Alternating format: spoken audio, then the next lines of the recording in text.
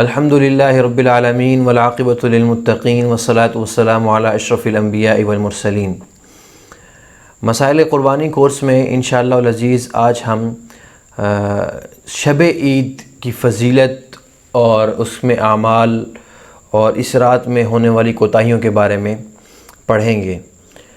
یہ جو عید سے پہلے رات ہوتی ہے اس کو شب عید کہتے ہیں۔ اس کے بارے میں ابن ماجہ کی روایت ہے، رسول اللہ صلی اللہ علیہ وسلم نے ارشاد فرمایا، جس شخص نے دونوں عیدوں یعنی عید الاضحیٰ اور عید الفطر دونوں عیدوں کی راتوں کو ثواب کا یقین رکھتے ہوئے زندہ کیا، عبادات وغیرہ کی، اللہ رب العالمین اس کا اس دن دل مردہ ہونے سے بچائیں گے جس دن لوگوں کے دل مردہ ہو جائیں گے۔ کتنی بڑی فضیلت ہے، یعنی میدان محشر میں عید کی جو راتیں ہوتی ہیں، شب عید جسے بولا جاتا ہے، ان میں کی جانے والی عبادات اللہ رب العالمین کے ہاں بڑی پسندیدہ ہیں۔ ایسے ہی آپ صلی اللہ علیہ وسلم نے ارشاد فرمایا کہ جس شخص نے 5 راتیں زندہ کی، جس شخص نے 5 راتیں زندہ کی، اس کے لیے جنت واجب ہے۔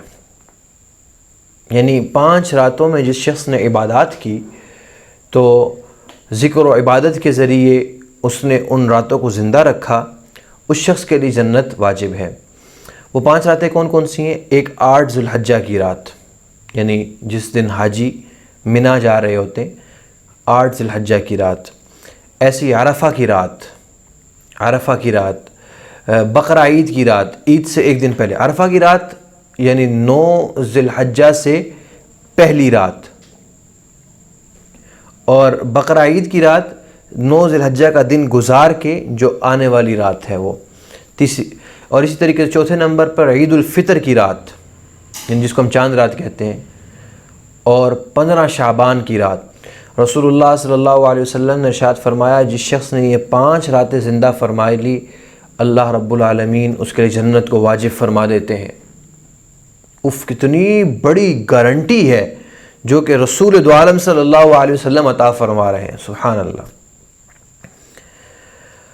سامعین و سامعات، یقین کیجئے کہ یہ کرنسی اس وقت کام آئے گی جب آنکھ نے بند ہو جانا ہے۔ اس وقت معلوم ہوگا کہ یہ ایک ایک کتنی بڑی بڑی یہ فضیلتیں ہیں۔ اس وقت انسان کہے گا، کاش ایک مرتبہ بس مجھے واپس بھیج دیا جائے، لو ان لی کرۃ، کاش ایک مرتبہ بس مجھے واپس بھیج دیا جائے، لیکن اس وقت یہ کہنے کا کوئی فائدہ نہ ہوگا۔ لہٰذا یہ جو آپ صلی اللہ علیہ وسلم بتا رہے ہیں، اس پر عمل کرنا چاہیے، کوشش کرنی چاہیے ان راتوں کو زندہ کرنا۔ اور ان میں سے جو آپ صلی اللہ علیہ وسلم نے 5 راتیں بتائی ہیں، ان میں سے 3 راتیں تو ان 10 دنوں میں آ رہی ہیں، ایک 8 ذی الحجہ، ایک 9 ذی الحجہ، اور ایک 10 ذی الحجہ سے قبل جو رات ہے۔ تو لہٰذا اس فضیلت کو سامنے رکھنا چاہیے اور کوشش کرنی چاہیے کہ ان راتوں کو زندہ کیا جائے۔ اچھا، ان راتوں کو زندہ کیسے کیا جائے گا؟ یعنی اعمال کون کون سے کرنے چاہیے؟ ایک تو سب سے پہلی چیز تو یہ ہے کہ جی آپ بلکہ ان پورے 10 دنوں میں اور ہمیشہ کے لیے 5 نمازوں کا اہتمام رکھیں۔ آپ صلی اللہ علیہ وسلم نے ارشاد فرمایا، جو 5 نمازوں کا اہتمام رکھتا ہے اس کا شمار غافلوں میں نہیں ہوتا، اس کا شمار زندہ دل لوگوں میں ہوتا ہے، آسمان والوں کے ہاں، اور اللہ رب العالمین اس کے لیے انعامات لکھتے ہیں۔ دیکھیے ذرا اس بات کو سمجھیے، ہم اپنی اس اولاد کے کوئی چیز حوالے نہیں کرتے جو لاابالی پن اور جو کیئر نہیں کرتی ہو، جو کیئر لیس اولاد ہوتی ہے، ان کو گاڑی نہیں دیتے، ان کو کاروبار میں ساتھ نہیں لیتے، جو غافل بچے ہوتے ہیں۔ تو اگر ہمارا غافلوں میں شمار ہوگا تو اللہ جنت کیسے ہمارے حوالے کریں گے؟ ہرگز نہیں۔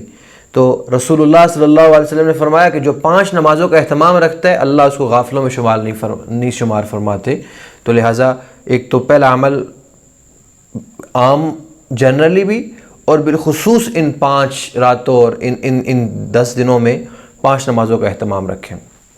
عشاء اور فجر کی نماز جو انسان پڑھتا ہے، وہ ایسا گویا کہ ساری رات اس نے عبادت میں گزاری ہے، اس کا اہتمام رکھنا چاہیے۔ اور برے اعمال سے بچنا ایسا ہے کہ انسان سب سے زیادہ اللہ تعالیٰ کا عبادت گزار بن جاتا ہے برے اعمال سے بچنے سے۔ اتقی تکن اعبد الناس، تم تقوی اختیار کرو سب سے زیادہ متقی بن جاؤ گے۔ لہٰذا اس رات میں ذکر و اذکار، استغفار، گناہوں سے بچنا، فجر اور عشاء کی نماز کا اہتمام رکھنا، 5 نمازوں کے اہتمام رکھنا، یہ کرنا چاہیے۔ ان راتوں میں کوتاہیاں کیا کیا ہوتی ہیں؟ بعض لوگ یہ چونکہ اگلا جو دن ہوتا ہے یہ عید کا دن ہوتا ہے، تو اس کو سمجھتے ہوئے فضول قسم کے کھیل تماشوں میں اس پوری کی پوری رات کو گزار دیتے ہیں، گپوں میں گزار دیتے ہیں، یا ٹی وی اور فلموں میں گزار دیتے ہیں جو کہ سب سے بڑی فساد کی جڑ اور گناہوں کی جڑ ہے، یا پھر فضول قسم کے کھیلوں میں گزار دیتے ہیں۔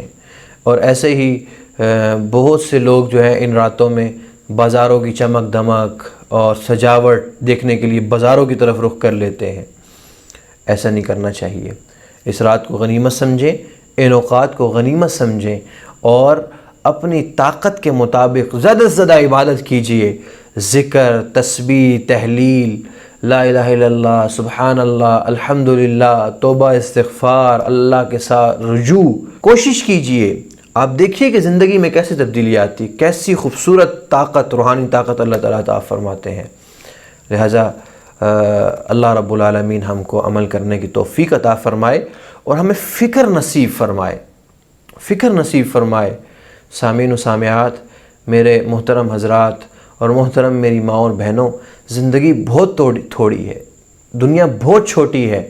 اللہ رب العالمین ہمیں فکر کرنے کی توفیق عطا فرمائے۔